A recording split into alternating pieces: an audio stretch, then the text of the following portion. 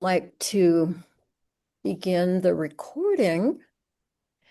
So I'd like to welcome you all today. And those of you who have a dark screen, oh my gosh, Tel Aviv. Hi, Hello, Jay Baba. Deva, darling. Good to see Yeah, you. yeah. So great to see you today. Yeah. Wowee. So, Jay Baba, everybody, we have people from California, from North Carolina, from probably South Carolina, and Tel Aviv. Very nice that you made it this morning. Shalom. This afternoon, actually. Is it okay? Like Yeah, it's 6 4 p.m. o'clock, maybe? 6 p.m. Okay. Okay. Just about dinner time.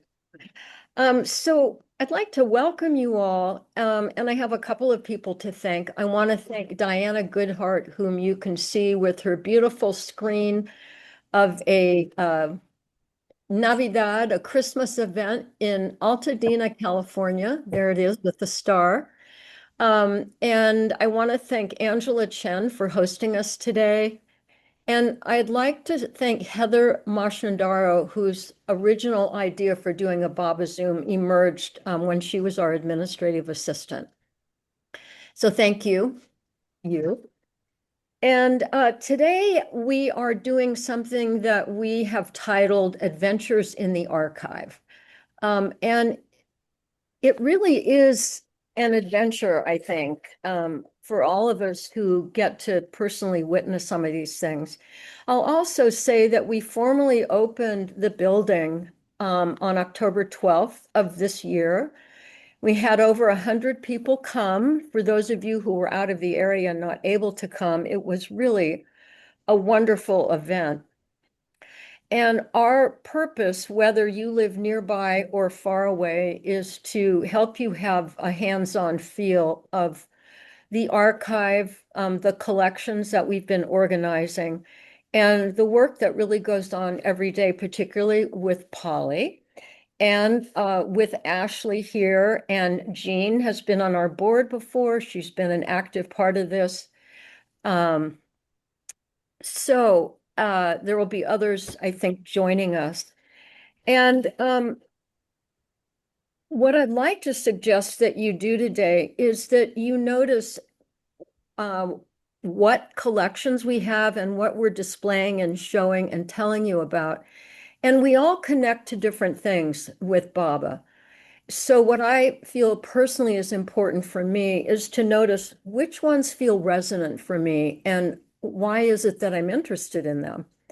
And I think part of the point of being in the sort of arena of things that related to Meher Baba have to do with the idea that there's something very, very unique and special that is transmitted to us through these items, which is why we're fascinated by them. And so there's kind of a unique journey with those things. And my hope for today with what we're going to be doing is that you will find personal ways to connect with some of this material for yourself. And when you leave here today, that you carry something with you that moves you through this day and maybe the days to come.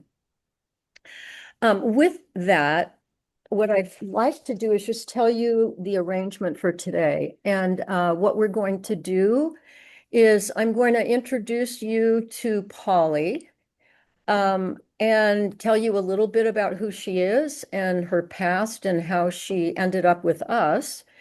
And then we're going to look at some slides and we'll talk about each of the objects that we're showing today. And then we'll have questions and answers toward the end. So what I'd like to ask you to do is if you could hold your questions till the end, that would be probably the best for today. And if you're worried about forgetting them, just jot them down on a piece of paper and I bet you they'll come back to you. So with that, here's Polly Rolman-Smith. Polly is going to take us through Adventures in the Archive today. Polly comes to us actually via New Orleans. And I'd like to tell you just a little bit about her quite unusual and interesting past. So she is a museum professional. And what that really means is that museum professionals do a huge variety of things. And her work has had to do with work primarily in New Orleans.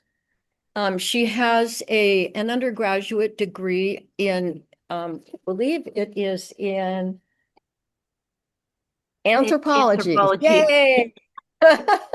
And she has a graduate degree from the University of New Orleans in history with a concentration in public history.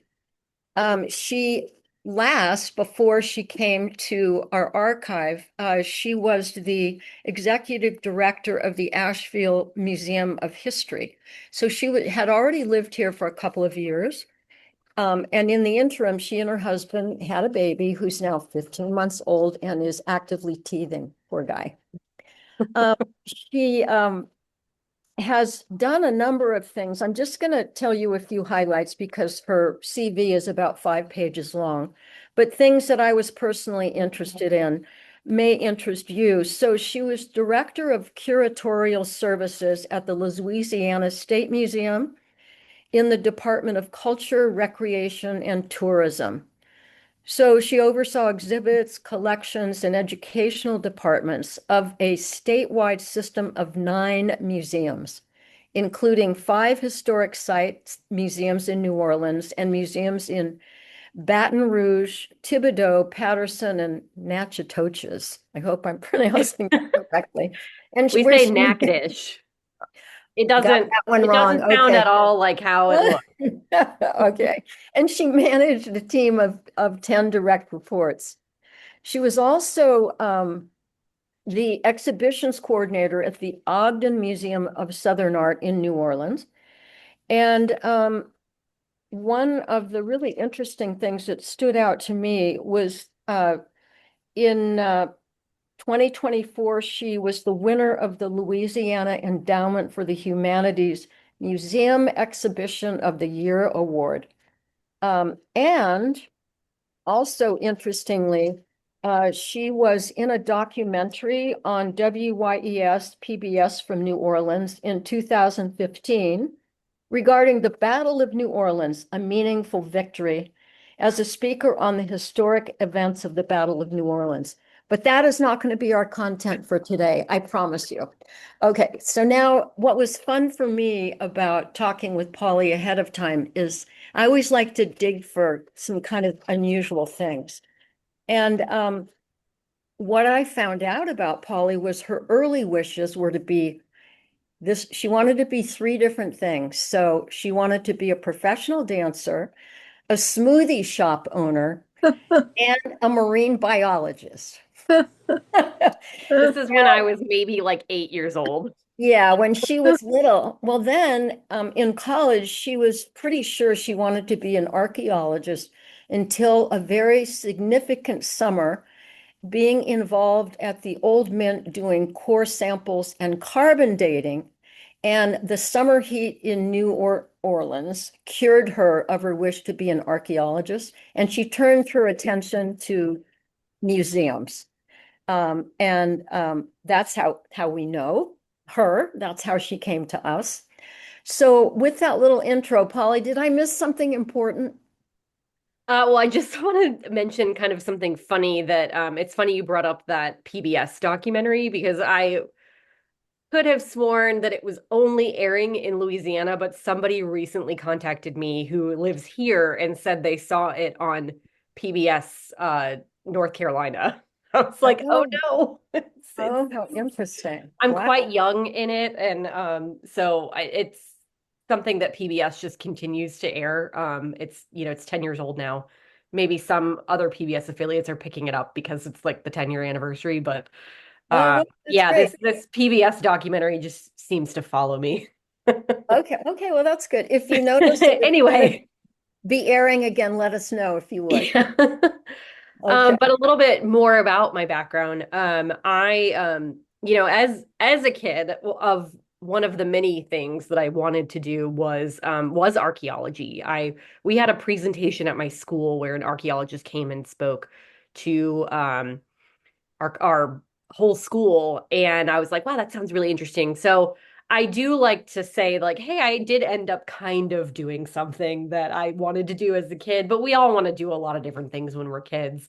But like Evie said, I studied archaeology and cultural anthropology in as an undergrad. But after some pretty rough field work over the summer, I was like, maybe I should shift my focus towards museums and working with collections because I knew I really liked working with historical objects and historical documents.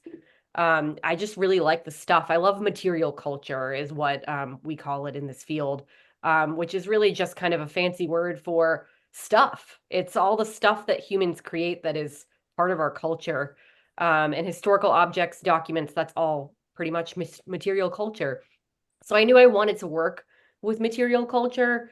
So I started looking towards employment in the museum sector after I graduated from college, and that was pretty challenging. That was in 2008. We were in a recession, and there were no jobs. So I started interning with the Louisiana State Museum, and as you probably heard from Evie mentioning my career, I ended up working for the State Museum system for about 8 years collectively, and ended up in a pretty high level position there where I oversaw all the curatorial departments of a whole statewide system of 9 museums. And that also included a very large archive called the Louisiana Historical Center, and that archive collects anything and everything related to Louisiana history. I started working in that archive as my first position paid for the Louisiana State Museum. And my main project was to launch a digitization project for a massive collection of colonial judicial records that were in both French and Spanish, ranging from 1699 to 1803. So this was all representative of Louisiana's colonial period, which was both under French and Spanish rule. And these were specifically all the legal records. So, as part of that digitization project, I learned everything there is to know about archiving because we encountered every single thing you could possibly think of when it comes to archiving. These documents were in a lot of them in very, very poor condition. Some of them were just completely crumbling and falling apart. They were obviously all in other languages, not just in another language, but in 18th century legal French or Spanish. So that was challenging if we were trying to interpret what was happening in the document. Legalese, I think, in our own native languages is hard enough to understand. So have it be 300 years old and in a different language, that's can be pretty challenging.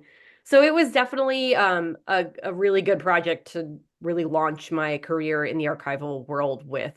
And as part of that, we also rehoused every single thing. So in addition to scanning it and then entering it into a database with a whole section of coded metadata so it could then become searchable to the public, everything also got new boxes, new folders, new polyester sleeves to protect the items. And then some of the really fragile documents went to a paper conservator. I did a lot of work coordinating with paper conservators to do some major repairs on some of the documents. I learned during this project that during the 1930s and 40s WPA era, so that was, the New Deal era in the United States, there was a lot of money being poured into museums and archives and arts projects.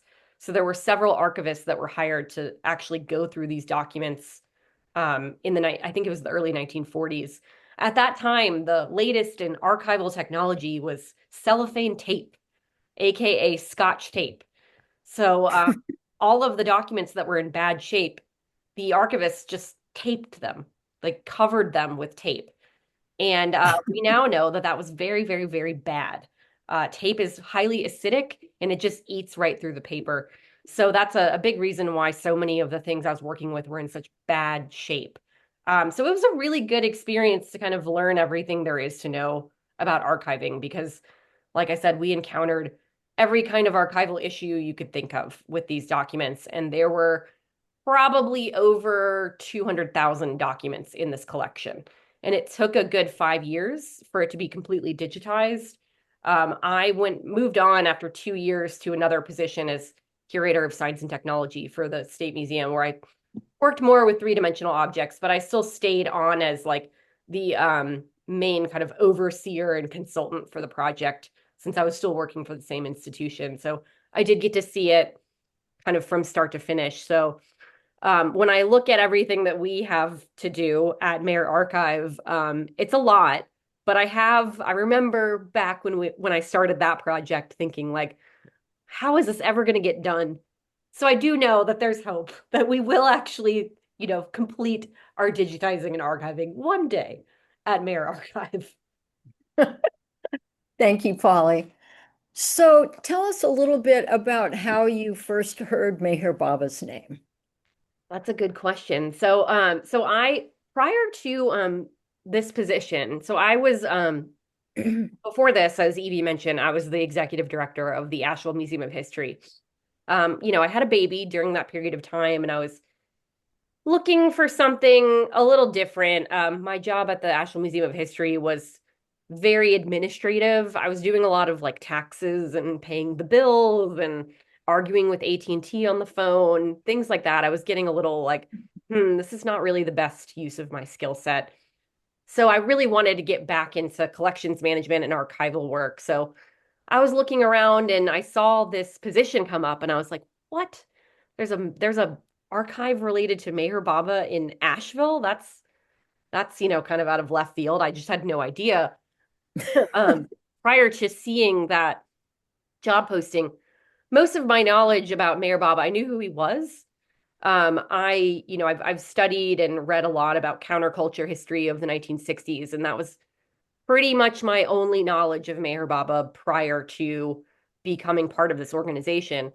So all I knew was that he was an Indian spiritual leader that a lot of hippies in the West started following in the late 60s.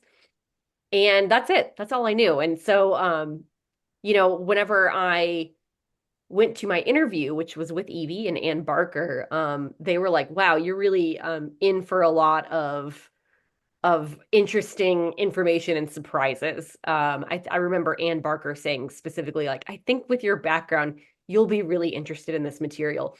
And she was right. It's been full of surprises.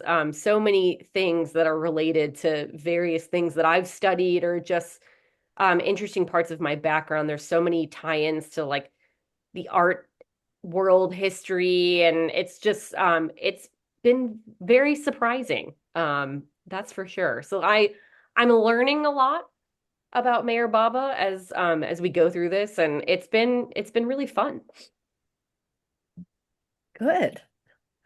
So with that, Polly, what would you think about starting our PowerPoint? That be a Sure. good idea? Yeah, Okay. that's a great idea. And Ashley's going to help us do that.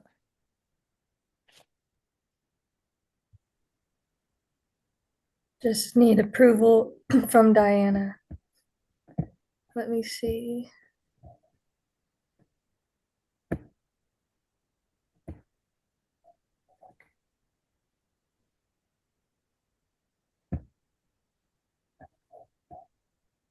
So here we are, Adventures in the Archive, and a wonderful letter signed by Baba to Darwin.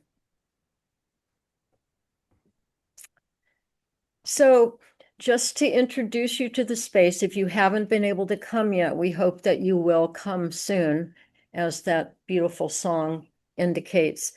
This is the upstairs. This is the archive section of the building. And this is what you would see if you were ascending the staircase and coming into the space. There's a beautiful large painting of Baba in India. I believe that's at Arthur's Seat in the Yes. mountains. Yes. And okay, thank you. And these doors were donated by Larry and Rita Karish. these doors have a rich history at Guru Prasad. And if any of you were ever there in the early days, as I was, you would note that these beautiful doors are part of the interior architecture. So these doors were given to Anna Rosa Karish from Meherji Karkaria, and he rescued them from the destruction of the building when the contractor talked to him and said, you know, we're taking the building down and there are these doors. So Meherji took them home, and on one of Anna Rosa's trips to India, Meherji announced to her that he was sending them to her. So they were transported by ship, and en route, unfortunately, the beautiful glass in the top was broken. When they got to New York, Anna Rosa said, oh my gosh, these doors are in terrible shape. I am going to rehabilitate them by sending them to Amish craftsmen. And so what you see is the result of those craftsmen work, and they attempted to very closely imitate what was originally in the top of the doors, a beautiful, beautiful design. So we thank Larry and Rita for this donation, and Peter's fine craftsmanship for being able to create a framework in which these fit. So you would pass through these doors if you were to come and visit us. And I just want to add that I love that we have a piece of our collection that welcomes you right when you walk in.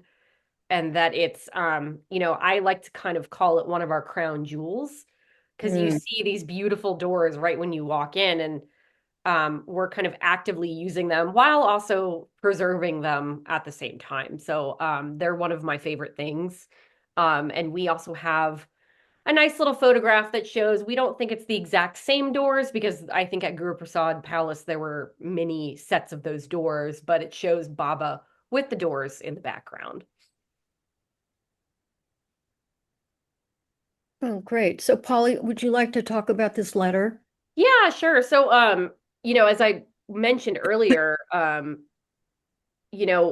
my association prior to learning all about Baba and his life, was like, oh, he's this guy that a lot of counterculture people in the 1960s followed. I was really surprised to kind of learn, his history is so far beyond that. And in fact, I think the counterculture movement part is such a small fragment. And the Darwin Shaw collection that we hold in our archives really highlights that. I think it's a big collection that we hold, and it has some of the more incredible documents, direct letters.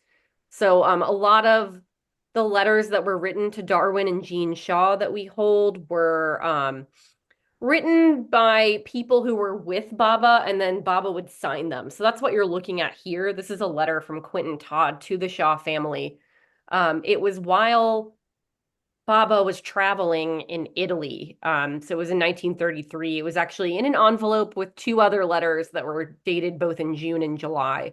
So this is while Baba was with Quentin Todd in Italy, they wrote to the Shaw family, and it was signed by both of them. And we've got several documents in the collection that are signed by him, but this is such an interesting part of the whole Baba story, was his travels to Europe. And I just think it's really special. Great. Let's keep going. So as part of that same collection, we've got the Darwin Shaw collection ranges for many years, from the 1930s up through the 1980s. As you can see, this letter from Mara was written to Jean and the family. I think it was written directly to Jean, but it's signed by Mara. We're just showing the signature page, but it's one of many, many documents in the collection that that is signed by Mara. We've also got things signed by plenty of other members of Baba's immediate family and community, and also the Mandali as well, that are part of the Darwin Shaw collection, but part of many other collections we have too. So these are really incredible primary source documents that relate specifically to Baba's life that we hold and are preserving. And we're working to digitize, which I'll talk a little bit more about that a little later. But I'm going to read this to you all in case you can't see it well.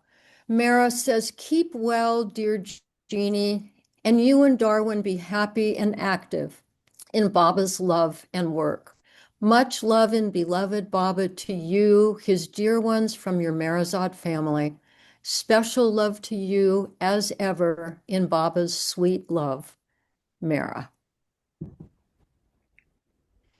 And so many of the documents that I've seen or letters that I've seen from Mara were written so lovingly. All of the language she used was just so loving, and it's been nice to read those. Betty, it looks like you have a question. Oh, I did. I was just wondering if there might be a way to enlarge the screen any. Sorry, that's all. I've enlarged. Yeah. I I enlarged don't think the screen so. with my fingers. I enlarged it with my fingers. Yeah. And so Yeah. it could be enlarged, but I think that Mara was not allowed to sign letters also, if I'm not Oh, mistaken. Yeah, so you think it I'm was not written by sure, someone else? and has to be checked out Hmm. that she was not allowed to write and not allowed to sign either, but to write for sure. And about signing, please look that up. Okay, yeah, no, that's great to know. This is why we are presenting a lot of these things to the public is we find out bits and pieces of this history as we show these things to various members of the Baba community who know and who were there. I've found out so many things from Peter Nordine in our collection that contradict things that we had associated with both documents and items beforehand. So that's really, really useful information. So I wonder if she had someone who was like a scribe who wrote letters for her She and always had someone write the letters Mhm. for her because Baba did not allow her to write. So it Okay. was either Mera Money or Meru. But about Meru, I think. but about Meru. Okay. signing, I'm not sure, and maybe Peter would know. Maybe he Okay. would No, know. He's that's so avid super about the helpful information. Lord Meher. Yeah. Okay, that is incredibly helpful information. I'm writing this down so that I can add it to all of our cataloging Yeah. that's part of this. Thank you. Okay. My understanding was that she did sign. She never wrote the letter, but she signed it. But I, so I'm understanding just the opposite. So it'll be good for you to look it up. Yeah, that's definitely yeah. something to research. Dot, you That's a may whole research know. project. No. If I Okay. remember right, in Lord Meher or something, at the very beginning of their lives, I think he said to her not to do that. But I'm not sure. I'm not sure about it. But somehow it. So I'm sure that Peter would know because he's Okay. so avid reader of those All right. times. So this is part of the beauty of Adventures in the Archive. It Yeah, raises the question of Yeah. mystery and not knowing and wondering, and then the desire to dig deeper. So let's exactly. move forward. So this so we have a really fantastic collection from Dr. Harry Kenmore and a lot of so the Darwin Shaw collection is mostly paper documents, correspondence, letters. But the Kenmore collection, we have a lot of three-dimensional objects. So we have these kind of beautiful, tangible things um, that came from that collection, including this sandalwood garland, which the documentation that I have on this is that Baba wore this in 1965 at the May Darshan. So this was one of many types of garlands like this that he wore. In fact, we have others in the collection, but this one is just in beautiful condition. It's obvious that after the darshan and after he wore it, somebody kept it very well preserved and cherished it as a precious object because it's in very, very good condition. And we have it in our collection. We displayed it at our open house I'm hoping eventually we can maybe get like a case made or something for it to kind of spread it out more. But it's a really neat beauty, and it smells still beautiful, like sandalwood. Yeah. Hmm.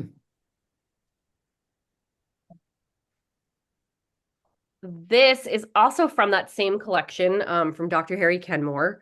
So this is a Krishna crown. There's been a lot of, similar to what we were just discussing, there's been a lot of different history associated with this, but the more we research it, the more we find things that might kind of contradict that history. The thinking behind this one is that, the women Mandali made a lot of the Krishna crowns. Elaine Cox, who works really closely with us and has been working with these objects in this collection for many years now. Her theory about this is that this was likely not made by the women Mandali, but probably purchased in like a local bazaar in India. And then somebody added the peacock feather and gifted it to Baba to wear. He was regularly gifted these Krishna crowns by various members of his following. And so this is just one of those. There's many photos of him wearing Krishna crowns. We've not seen a photo of this one specifically, but the provenance that is tied to this is that it was gifted to Baba and he did wear it. But that is something that he regularly did, wear these Krishna crowns, from what we understand. What's really interesting about this, though, is it looks like it's beaded, but if you look really closely, those what looks like beads are actually metal coils. So it's these kind of spun metal coils that are then mounted to a fabric backing. Right. So we've got many molds of Baba's feet and hands in the collection. These are really interesting because they are original molds, and then the original castings from them. So, Evie, can you remind me of the name of the who created the molds? I think you're more familiar with him. Oh, yeah. Let me see. With Jurgis, Yeah, I can't remember his last name, forget but his last name.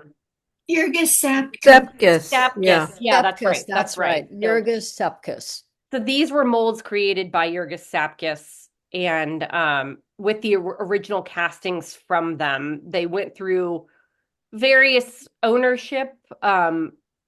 Jurgis gave them, I think, to someone who gave them to someone else who gave them to our archive. So Melinda Abelis was the last person who owned them.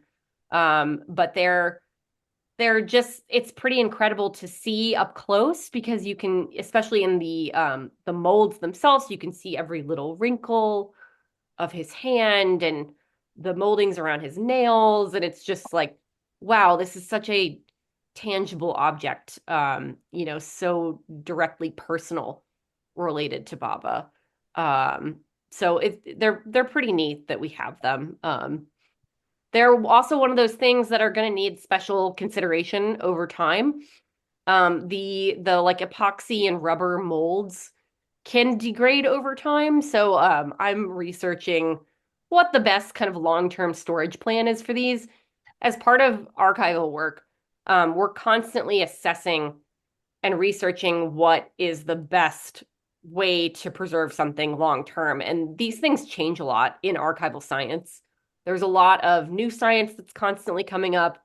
So, and new materials that are recommended for specific types of things. Obviously, most of our collection is paper, but we have a lot of unique materials like metals and different plastics, and things from the early 20th century that tend to degrade, which I'll talk more about later, because we're going to talk all about audio and cassette tapes, and that's another thing that really can degrade over time. So that's a big challenge for us, is kind of managing all the different types of things and coming up with a preservation plan for each different category of material. This is a really fun one. Evie, do you want to talk a little bit about this, since we were sure. So about this one? This is from the Harry Kenmore collection, and it was given to us by Larry and Rita Karish. And on the phone with Larry and Rita about 3 months ago, Polly and I asked more in detail about these shavers. So part of the history is that Harry used to call Baba either Pops or what was the other one? Pops was a popular one. And they had a very intimate relationship. And each time he would travel to India, he would bring a new shaver for Baba. And they had a little competition going. And they would talk with each other and feel each other's cheeks. And the competition was who had the smoothest skin after a shave. So these are part of that narrative. And I think just a lovely story about Baba's intimacy with Harry and finding these sort of tender moments about getting up in the morning and being a guy and planning for the day and getting ready. And then so these shavers were a big part of their relationship. And I'd like to just to give you a flavor of Harry, there are two amazing books about him. One is this beautiful book called Harry, which was compiled, edited, and narrated by Larry and Rita Karish. And the second one is one called Talks by Harry. And earlier this morning, each chapter has a quote by Harry, and I want to read this one to us. He is the torchbearer of humanity. He's come to light up a new way. We need to become attached to that light, to that new way. This makes us a part of that which is not confused, not full of despair, and not in turmoil. This very attachment should give us the poise, the peace, the stillness, the quietude, and the resolution. Polly, anything more that you'd like to say about the shaver? That was really beautiful. But the only thing that I wanted to add is so Larry, when he was telling us the story about this, just said that every year when Dr. Kenmore would go to see Baba, he would give him a new shaver and take back the old one. So this was one of the ones that he kept after Baba used it for a year. And so he kind of built up this collection of shavers used by Baba. So it's really fantastic that we have one. And again, this is another thing that I am, for right now, it's still in pretty good shape, but I know that kind of velvet lining in that case is not going to last for a long time. So I'm going to have to come up with some kind of long-term plan that involves removing the razor and parts from the case and having a whole methodology to preserving these things separately. Because I know that kind of material will definitely start breaking down. And I think it's already kind of showing signs of that. So we do have all archives and historic collections present these kinds of challenges. And we're just on the beginnings of trying to assess all of this. So it's exciting. Mm-hmm. This is a good one. So this is, I was really excited to find this in our collection. Among many of the things that came from the Dr. Harry Kenmore collection was this suit, brown suit worn by Meher Baba from what we understand.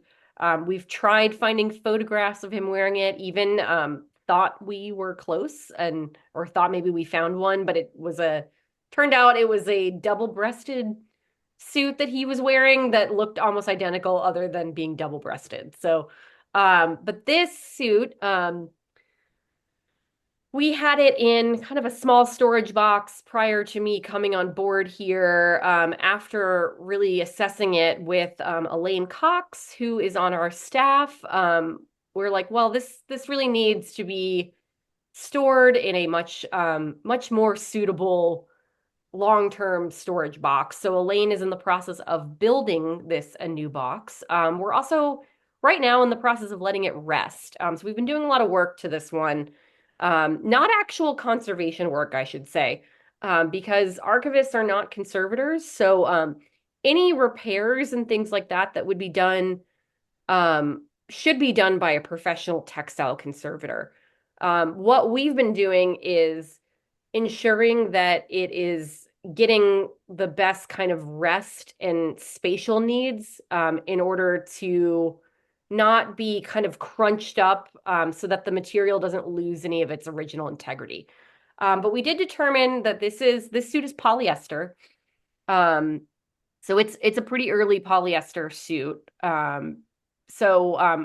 really fun kind of research project was, as we've been working on this suit and talking with both Elaine and Peter, we've been able to give it somewhat of a circa date, and we think that circa date is 1950.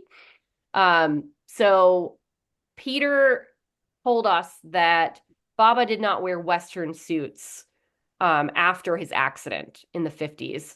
I did a lot of research on the use of polyester, and polyester really did not become widespread until after World War II, so the late 1940s, and really wasn't common among clothing until around 1950.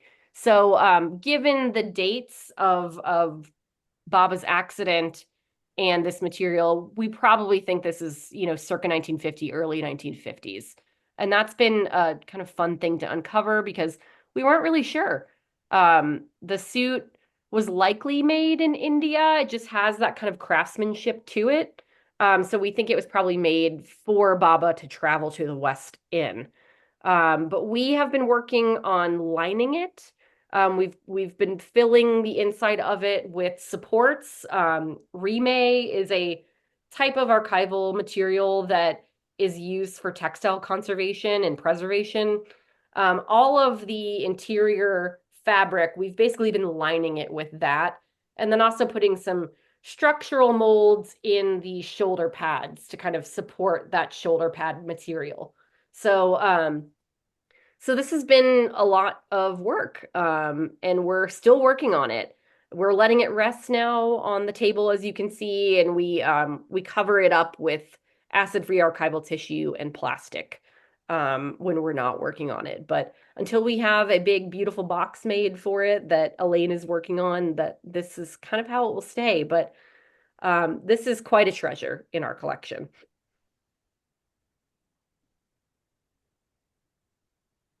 Ooh, okay, this is a really good one. And I think probably several of you know about this painting already, but it's been one of the most exciting new acquisitions to our collection.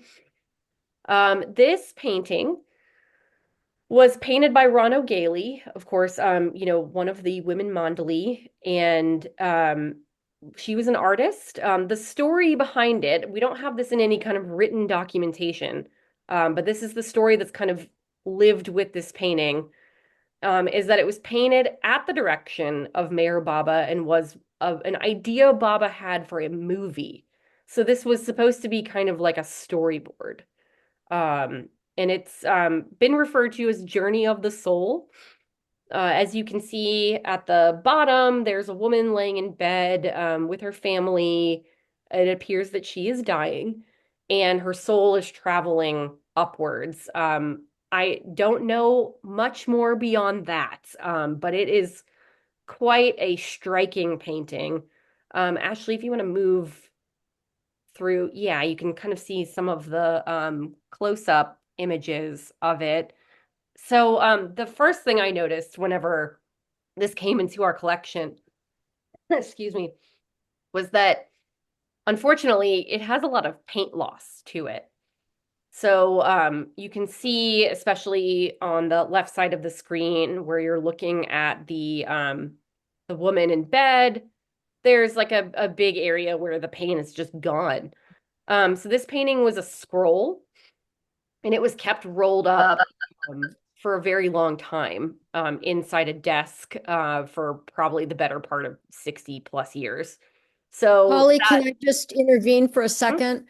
So what we understood about the painting was originally Elizabeth had it rolled up in a drawer, so it didn't have sun exposure.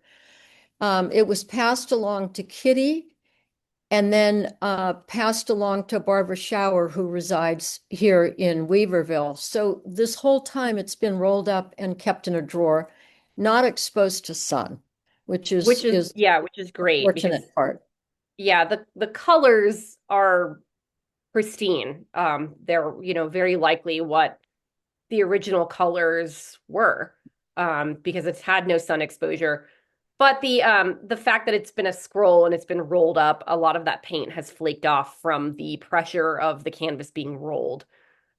Which, like, if you think about the history of it, Rano probably never had any intention of this being more than just like a visual aid for an idea for a film. So, that's why it was painted on a scroll and kept rolled up. But it is such an interesting painting and such a, beautiful piece of the history of this whole community and story and Rano, the Mondali, and Baba himself. So, we are working on having it conserved currently. So there is a really talented painting conservator who lives right here in Asheville. She was trained in Spain and has done conservation work for all kinds of museums and repositories and auction houses.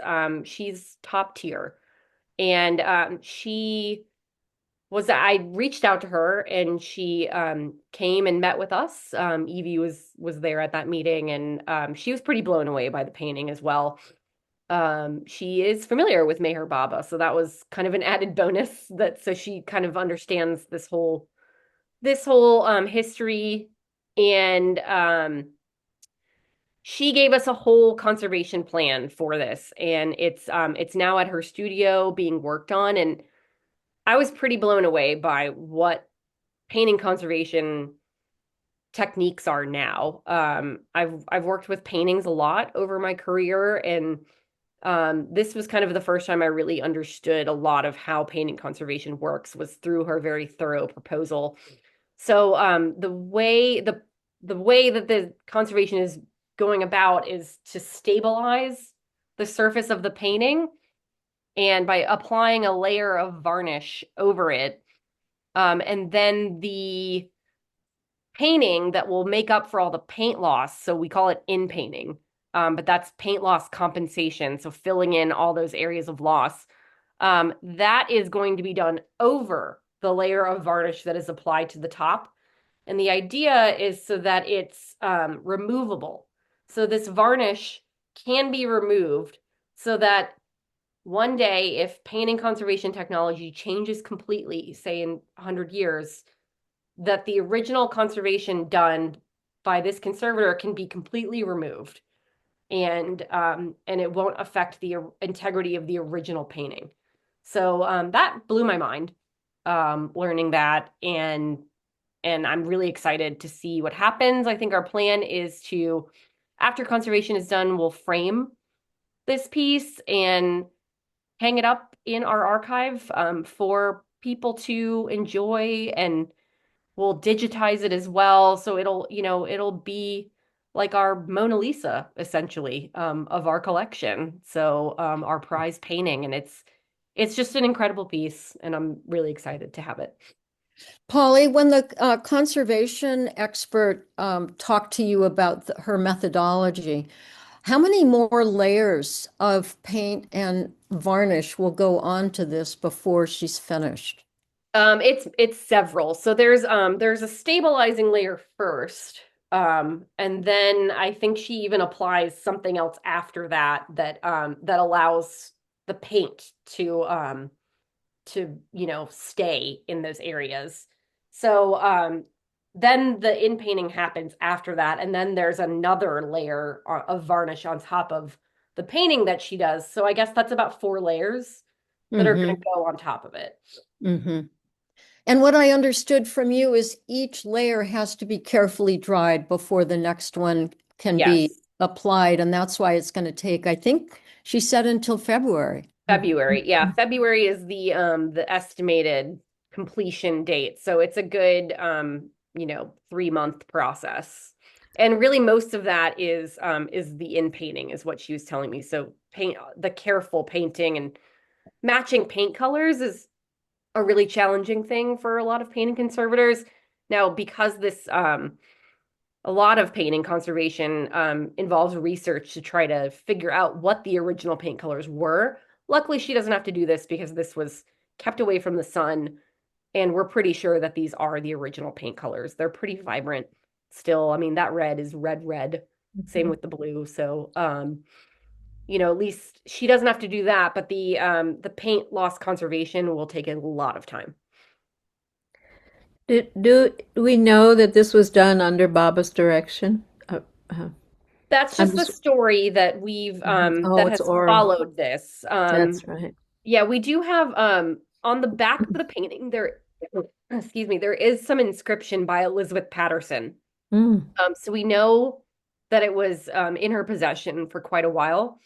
So the exact story that's attached to it is like we put in the last slide, I put per oral tradition Right. because there's nothing like there's no photographs of like Baba and Rano with the painting or like a signed document where, it's like Baba said that so that's kind of how we address the history that's attached to it is that, and that's still very valid history. But we do have to stipulate that this is the story that has been associated with it because we don't have documented evidence, but that is the oral history that's been associated with it since for most of its life.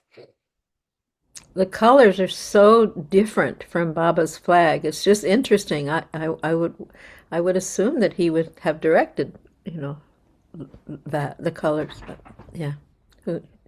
Thank you. Yeah. I remembered you said it was oral. Okay. Okay, so now getting into the nuts and bolts of what we're doing or what I'm doing in the archive. And a big part of my job is figuring out how to digitize everything in our collection. And digitizing is kind of the best method for long-term preservation, and that we can rehouse and put everything in brand new archival materials and put it away in storage. But the good thing about digitizing it is that once it's digitized, hypothetically, we don't have to take it out of storage again. Because exposure to light and different climate and dust and particles, and then mainly handling, touching things, is what causes things to degrade over time. So once we have things digitized, you can look at scans of things on your computer or printed and put in a book, published in like a large book or something like that is a good way to view things as opposed to handling them in person. We're also working to digitize a vast audio collection that we have. We've got hundreds of cassette tapes, and a lot of it is recordings with interviews with Mandali. There's various oral history interviews with all different people that are really important to preserve. Unfortunately, cassette tapes were never designed for long-term preservation. So we know the plastic that's used in cassette tapes and then the actual film in the cassette tapes itself degrades pretty quickly over time. You may even notice a difference if you have cassette tapes in your own collection that, like this doesn't sound quite the same as it did when I first got it. So, like a cassette tape that you bought in the 1980s, if you play it now, probably doesn't sound as good as it did in the 80s. So these things are definitely declining. So it's really important that we digitize them as soon as possible. So what you're seeing in this photo is some of our audio digitizing equipment.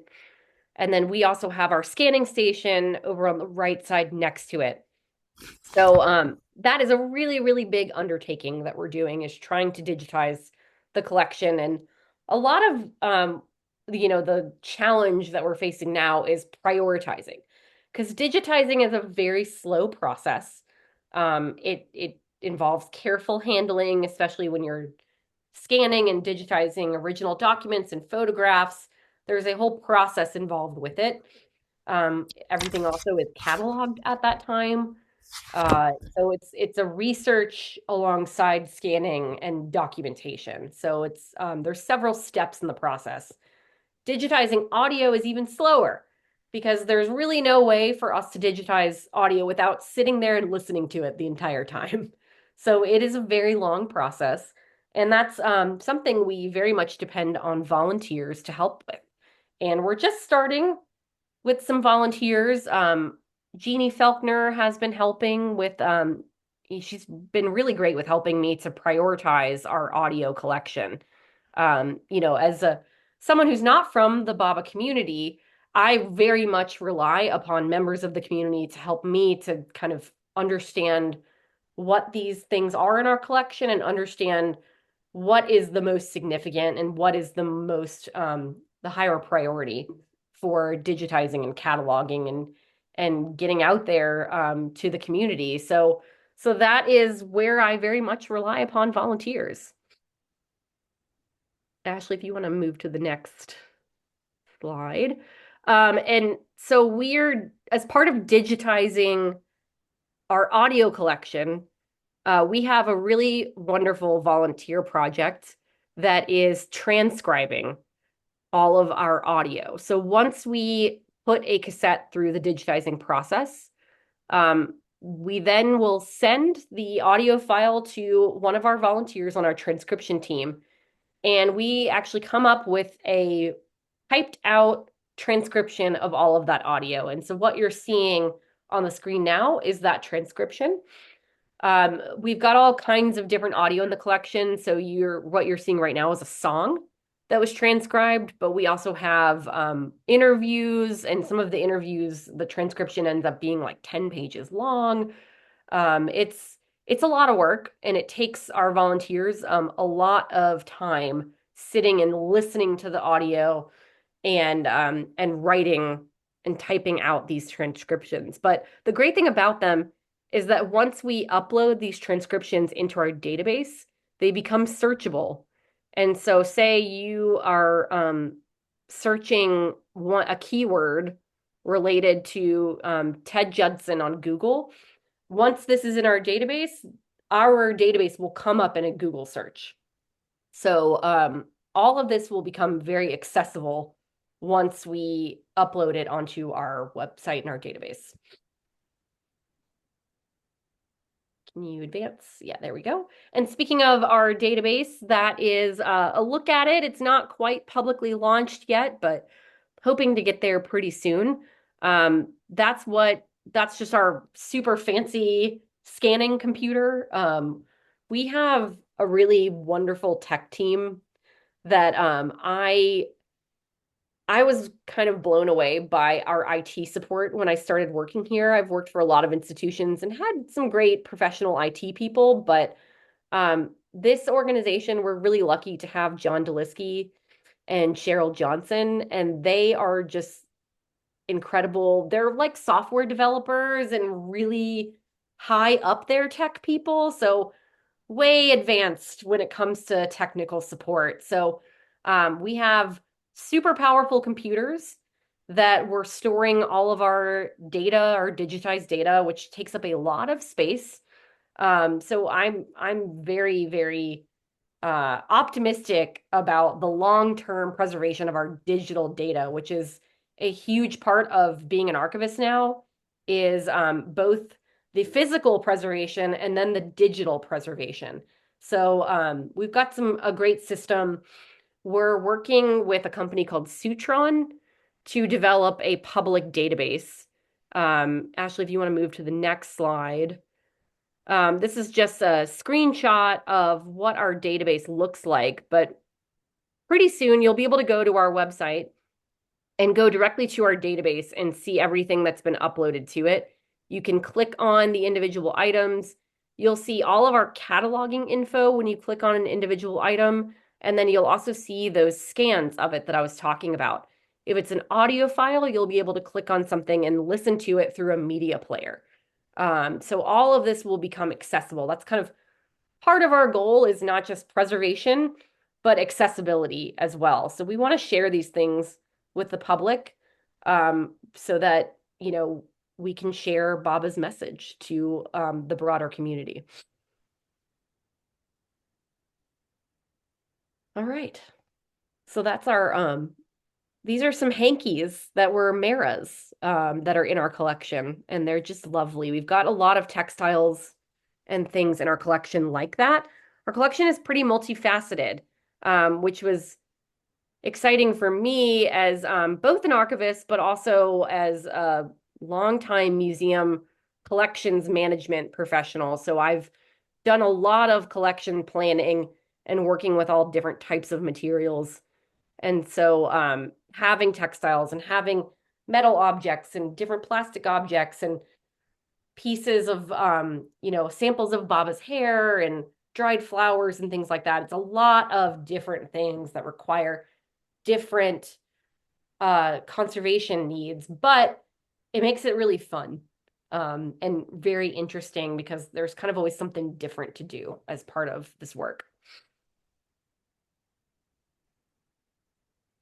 All right, Evie? Well, Ashley, I just wonder if you can stop the PowerPoint so we can There we go. Okay, great. And anybody who has a darkened screen, I know when I darken my screen, I have good reasons, like I'm in my pajamas and I haven't brushed my teeth yet or something like that. So not to stop any of you from keeping your screen dark, but it's just an invitation to be with us. And so we'll just have some discussion and conversation now. And if you feel like making yourself known, I invite you to do that. So really the rest of this is, as I said early in the program, when there were fewer of us on, we all respond to different things related to Baba uniquely. And, if somebody came into our collection, I would be completely unable to predict what one thing or two things somebody would feel resonant with. So as we've looked at all these items that Polly and Ashley have put together for today, there might be one or two that feel more special to you. And I think those things are sort of like hints for us, ways for us to connect with Baba in our hearts and a little less in our minds. And I have this quote and this beautiful photo of Baba sitting in a tree. And I always look at this before we do one of these programs. I'm just going to read it to you as an invitation. The mind has a place in practical life, but its role begins after the heart has had its say. And it's my experience working with the collections and with people who have so lovingly donated things. There is always a story that comes with it. And when these collections come into our hands because people have died and they've willed them on, I always feel like it's Baba's mystery and his magic that brings these things forward. And one of my most ardent wishes for our archive is to attract people from everywhere who long to connect with Baba. And through these tangible manifestations of Baba's presence, that we find a place in our own hearts to continue our journeys with him every day, even in the face of difficulty and conflict, contradiction, and opposition, as Baba said. And every day I remind myself, Baba loved opposition. And we have to deal with it, not only in our own minds and hearts, but in our relationships with one another. Everybody has a different idea. And how is it that we find a place in ourselves to embrace all of that and then find a way forward collectively together? And I think Polly's explanation about how we're using volunteers is a really good example of that none of this work could have ever happened without the presence and the help of so many people over a very long history. People who worked hard initially, who needed to leave, people who have come in newly with fresh ideas, that it all happens because we're in community with each other. And I think, as Polly pointed out with that beautiful scroll painting of Rano's, our intention is to display it because we want people to come. And if people can't come and they live in Saudi Arabia, then they can come online through our Sutran system. That's our ardent wish. So I would just like to open the floor now and see who would like to share something, say something, maybe looking at some of these items has stimulated something for you personally. So the floor is open, my friends. Diana,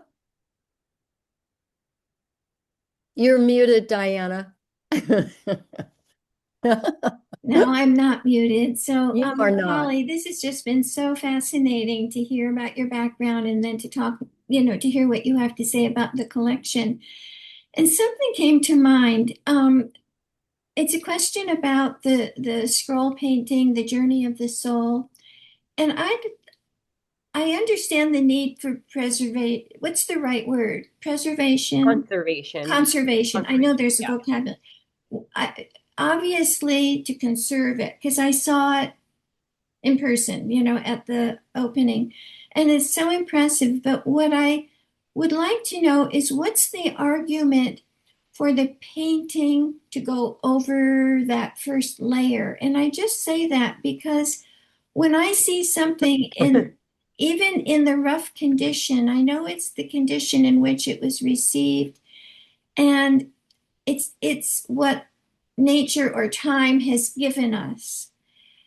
And to paint over it, even if it's paint that can be removed, feels like an alteration in this time. And personally, I don't know if I'd like that. And I'd like to know what the argument is for doing it. Right. So, and that's something that a lot of art historians wonder all the time. Is at what point is the conservation taking away from the original nature of the painting? And so, excuse me. So that's something we have to carefully consider. This painting in particular, the paint loss is active, so we have to do something to arrest that completely, or else it's going to keep fading. Excuse me. Polly, let me just say Something's something, got me. and you Go can ahead. catch your breath and have a sip of water. When Barbara Schauer brought this painting via Jeannie, it was very carefully rolled out. And there were a few of us in the room, and I don't know if any of you are here from that group other than Polly and myself. I think, Ashley, you were there. And here's what we noticed immediately on the table. As this was very, very carefully rolled out, there were tiny pinpoint pieces of white paint flecks that were everywhere. And were that deterioration process to continue and nothing were done to help preserve it without affecting its original configuration, it would simply continue to deteriorate. And probably in 10 years, if we preserved it, laid it out, covered it with archival materials, there would be less and less and less for us to see and work with. I can also say, witnessing, Polly did wonderful tours during our open house, and people were so moved by seeing the painting. It was just breathtaking. Words people said, I feel overwhelmed. I feel awestruck. People were tearful. That there's something so present about Baba in this work that, in my mind, to continue to allow it to flake off until there was nothing to see would actually be a terrible heritage to have to talk about. That's not what my question was. My question was the painting, to put color over Again, color. over the That's top. what I want to Right. know. What's that Right. And this argument? is luckily most of the paint loss is not over the actual like content and subject matter in it. So I think it'll be relatively easy for the painting to go on top of it. But the unlike a lot of painting conservation from the past, um, a lot of painting conservators, even just like 15 years ago, still did in painting that wasn't removable. The good thing about this paint loss compensation is that it is removable. But in order to display this and have it look, like what we think it originally looked like, you would have professional conservation done. That is to make up for all of that paint loss. That is kind of standard in the art conservation and preservation world. When you go to a museum and look at paintings, there's many paintings out there have had some type of conservation done to them that is similar to this process that we're doing. But luckily, that paint loss compensation that's being done is really just matching a lot of background color. There's not anything like where there's like facial features that are missing or things like that that we that I would be concerned about the stylistic um change of the painting. I'm not too worried about like the original artistry being affected at all by the conservation, luckily. So are you saying that in conservation, the goal generally is to make it look, obviously conserve, no question about that, but to make it look as it originally was intended to be seen Yes, that is always? always the goal with conservation. Okay, got it. Thank you. Thank you, Diana. Comments from anybody else? Just to add on to that, I maybe in what was in my mind is why not just leave it? Why not? Why do that to it? I mean, it didn't seem like the I can. It didn't seem like the little bits of white, were so. That's all. Were so. What's the word? They didn't distract a person. I just wondered what that's that's probably a big philosophical question that archivists wrestle with. But that so that was what went through my mind. um, Yeah, like I mentioned earlier, art historians and conservation experts are always questioning, what is worth conserving and mhm, mhm, what is not. Luckily, nothing about this conservation is going to change any of the original artwork. It's really just making up for what was lost. mhm, Um, because the paint loss doesn't actually affect the visual content, we can pretty, you know, likely come up with what was in that spot where the paint loss occurred, um, because it's just color for the mhm, most part.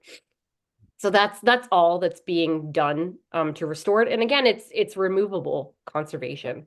So that's the really exciting part to me. mhm, I've seen a lot of conservation done on paintings that's not removable and has changed the integrity of the painting. And so that's what's great about this. mhm. Okay, thanks. Thank you, Betty. Anybody else?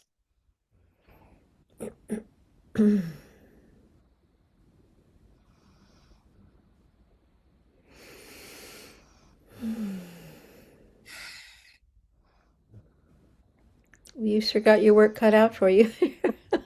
Yeah, and I just want to say that as we all rely upon each other within our organization to get this job done. I might be the archives manager, but it's a really big job in general. That's really not just my job. It's many other volunteers and experts on Meher Baba and this whole history, that I very much rely upon to do this. I'm learning so much about this whole history, and there's a lot of special considerations with a lot of these things that I would not know and understand had I not had such an active community and volunteers to educate me on all of this history. So I'm very grateful for this community and its involvement in helping to preserve these objects, because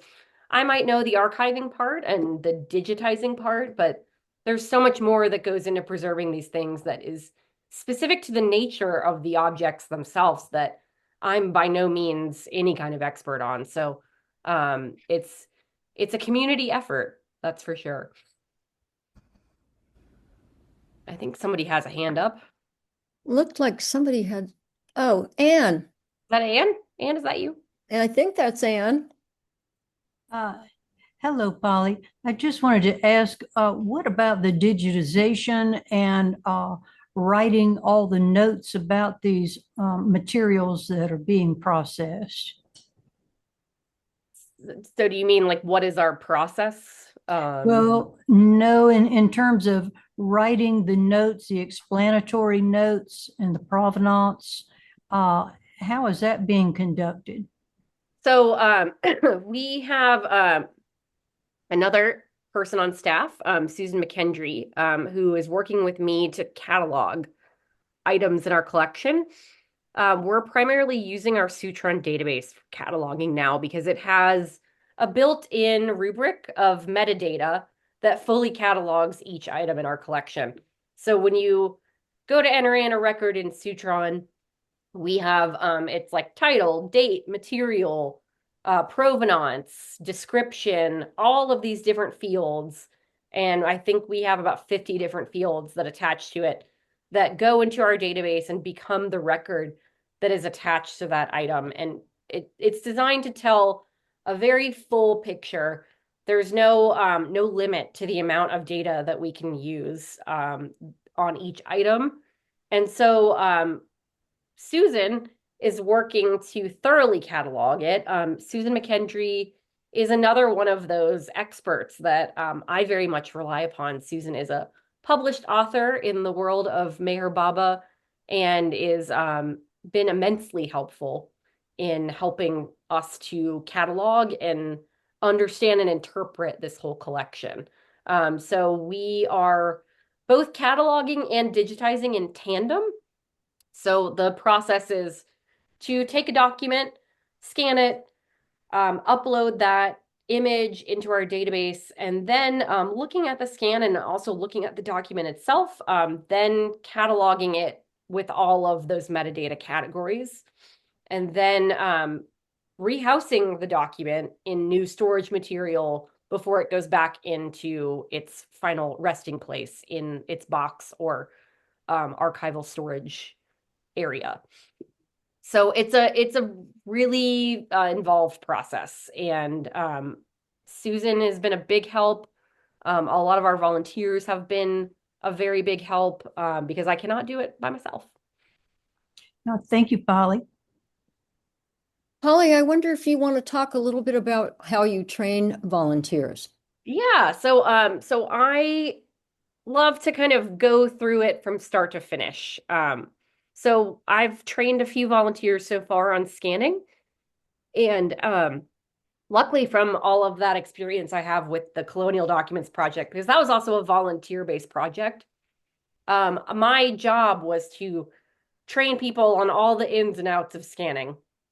And so I sit with them and we go through the whole process of scanning from start to finish, at least for 3 or so documents.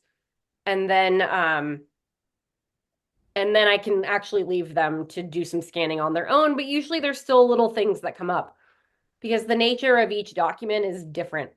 So a letter, for instance, that is handwritten probably needs to have a higher resolution, dots per inch with scanning than say something that is typed, because we want to be able to digitally preserve that original handwriting pretty well. Mm-hmm. Same thing with photography. Photography needs a lot of considerations. There's a lot of different settings that you need to make sure are right when you're scanning. So it's the kind of switching back and forth between different types of things and different settings that can be confusing when you're scanning. So it's a process. Every volunteer who starts working with me on these types of projects is like, wow, this is really involved. I see why you're doing what you're doing. So yeah, it's a lot. And it can honestly be kind of a slog. So I appreciate any help that I can get from our volunteers, because it's just an endless amount of work that we have. Polly, what kind of opportunities might there be for people who live out of the area and can't come in to your space to do Right. digitizing? So, I talked about the transcription team that we have. That team of people is all over the place. We have transcription volunteers in Canada, in New York, in the area, as in the North Carolina area as well. But that is one of our volunteer projects in the archive that can be done remotely, because once we digitize the files, we can send them to the volunteers to work on. Some of our cataloging help can also be done remotely as well. I'm working on getting cataloging projects set up for some volunteers to work on. There's always a lot of administrative work that goes into setting up projects for volunteers and identifying what is appropriate for volunteers to work on, because this archiving thing can be very multifaceted. So, we have to make sure we're getting all the right data, that volunteers can actually extract that data via working remotely. But that's something that is also a possibility right now, is helping with cataloging remotely from digitized documents. Okay, great.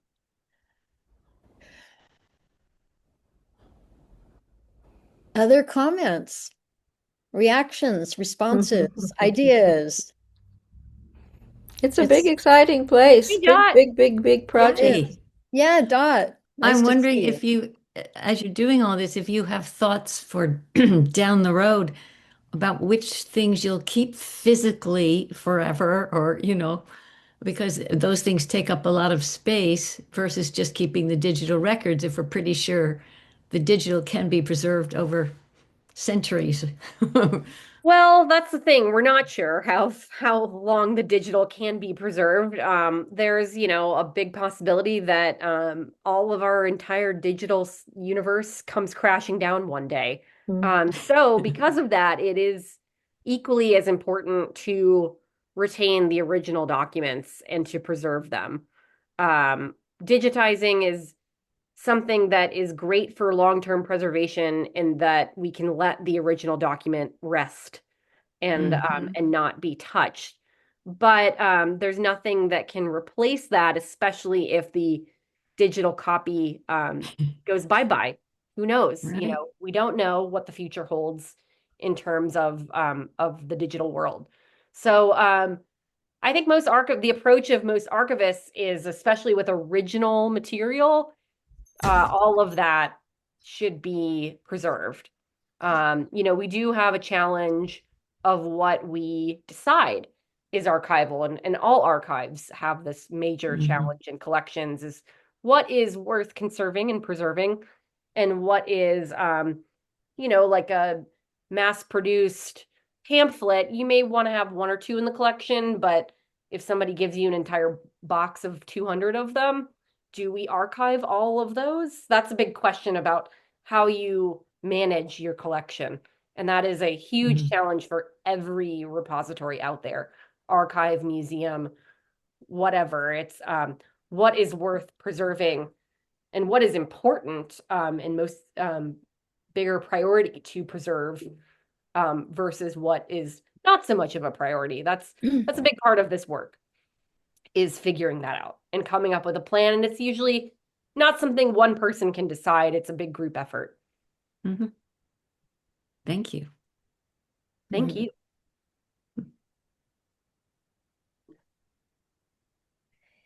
Any other comments or questions or ideas or things that touched you today? Jean. Jean.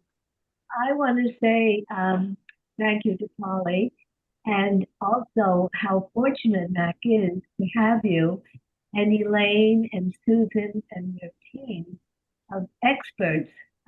Thank you to Baba for sending those people to you to help. I really appreciate all the Thank you so much, Jean. That's very, very kind and meaningful for you to say. I'm happy to be here. It's been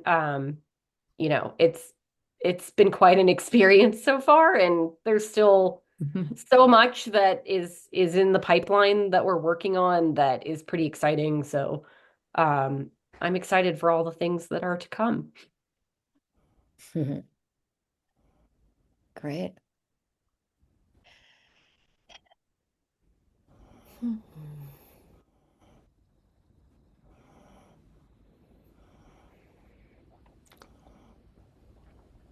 Anyone else have anything? If you're interested in volunteering, feel free to reach out to me. I'm gonna put my email in the chat for everyone. It's just archives@mayorarchive.org. That's an easy way to reach out to me. But if you're interested in anything, if you have any questions about anything in this presentation, or say you have items of your own and you are interested in the best way to go about preserving them, I did write a little article in our newsletter that hasn't come out yet, but I think it's going to be out next week. Is that right, Evie? That's right. About preserving items in your own collection. But I'm happy to give you any advice or answer any questions you have about archiving and conservation and what the best way to go about your own collection is. Or if you're interested in donating your Baba items to our collection, I'm also happy to talk to you about that as well.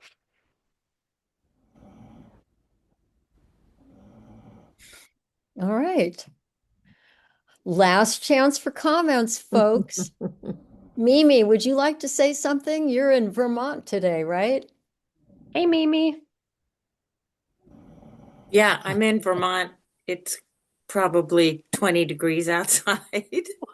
Oh boy. But I'm excited to be part of the Asheville group, and having done a little volunteering in Myrtle Beach over the years, it's a delight to see this new space come open. It's just completely gorgeous, and I'm really excited to help out with Polly and Elaine and everyone else this winter, and in the years to come. It's a real blessing. Thank you. Thank you, Mimi. Sweet. Thank you, Mimi. Well, I want to thank you all for coming today. I hope there's something from today that sustains you at least today and maybe into your week. And what I'd like to suggest is maybe we just, you all unmute and let's just say the beloved God prayer together. Okay. Beloved God, help us all love you to love more you more and more and more and and still yet yet more until we we become worthy of union with you. and and help us all to hold fast to Baba's Dhamma Dhamma until until the the very very end. Amen. Jai Baba, everybody. Thank you. for Thank today. you, Evie and Polly. Thank you, and Ashley. So nice to get a peek at the goings on. Glad you got it.